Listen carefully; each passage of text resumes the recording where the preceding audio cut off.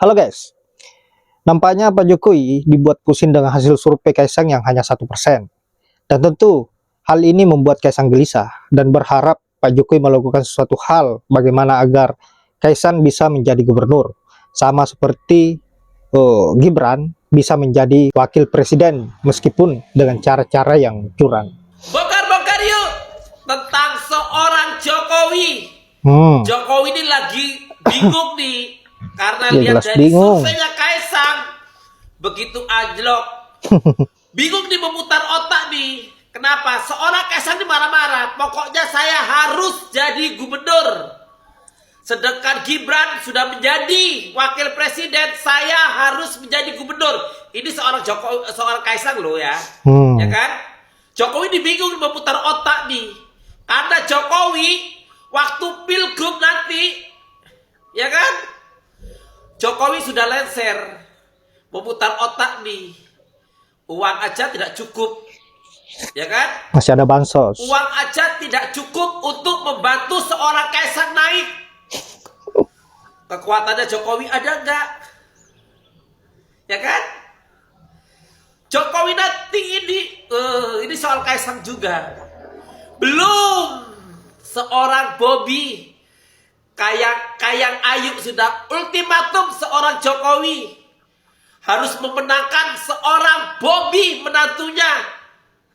Wow, semakin stres nih seorang Jokowi. Kekuatannya Jokowi waktu pilkada nanti kan turun. Projo-projo nanti, hai buat projo-projo, nanti projo ini kalau jadi kaum pengemis nih. Menjelas sana, menjelas sini, menjelas itu. Karena rajanya udah lengser kan, udah turun nih, ya kan? Otomatis seorang projo akan jadi gembel.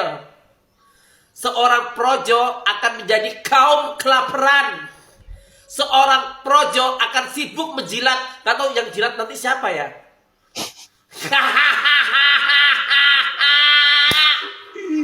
Selamat.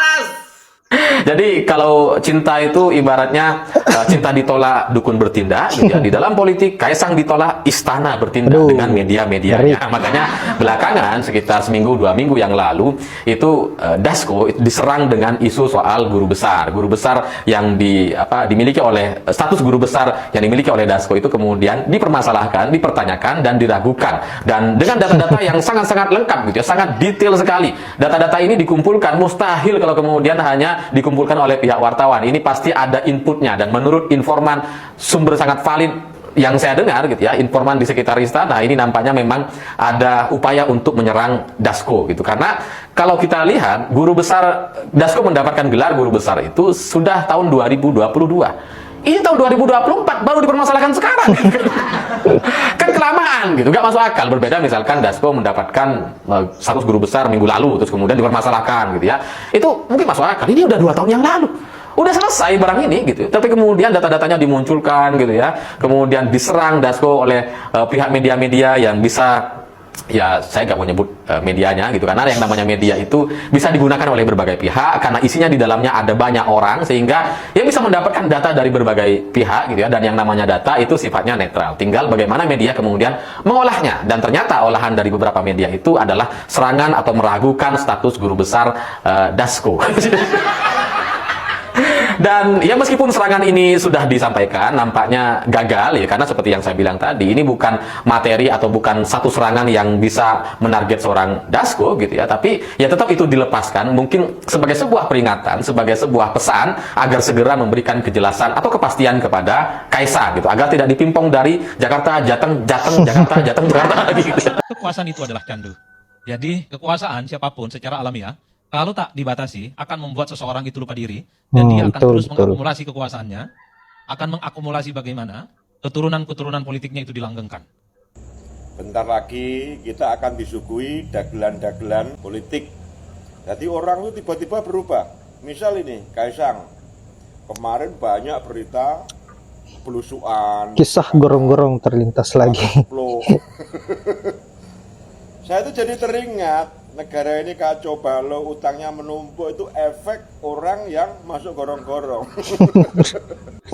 Nah ini kayaknya manusia gorong-gorong jilid 2 akan dilakukan lagi. Kocak. Saya itu khawatirnya itu apa, tiba-tiba Kaisang itu ngomong saya Habib. Khawatir kan boleh, khawatir sama menuduh itu dua hal yang berbeda. Maksudnya seperti itu, demi uji coba untuk jadi gubernur lah. Ya, yang jadi kelinci percobaannya warga Jakarta nanti. Sudah siap ya, Lolo Pade dipimpin oleh Kaisang.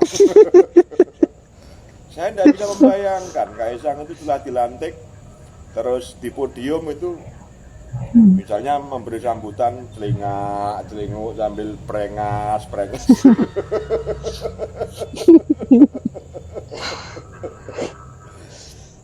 Aduh, yalah.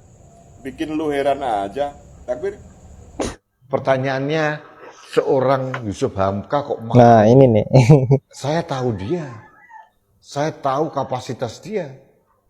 Seharusnya dia mempunyai dignity atau harga diri.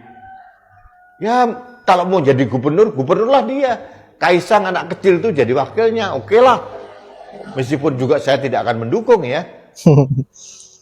Tapi jangan juga lah sekaliber Yusuf Hamka yang sudah malang melintang di dunia bisnis, yang dikatakan raja jalan tol misalkan.